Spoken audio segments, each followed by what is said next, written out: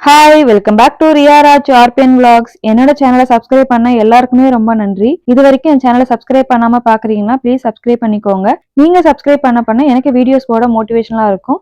வாங்க வீடியோக்குள்ள போகலாம்.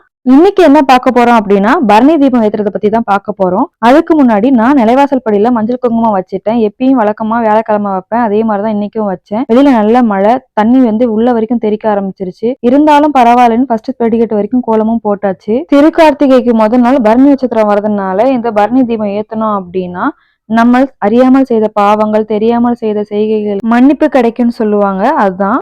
சோ அதுக்குதான் இந்த தீபம் ஏத்துறது.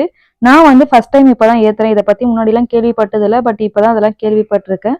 அதுக்கு ஒரு சின்ன தாம்பூல தட்டுல 5 அகல் விளக்கு வச்சு ஏத்தணும் அப்படின்னா நமக்கு ரொம்பவே நல்லது.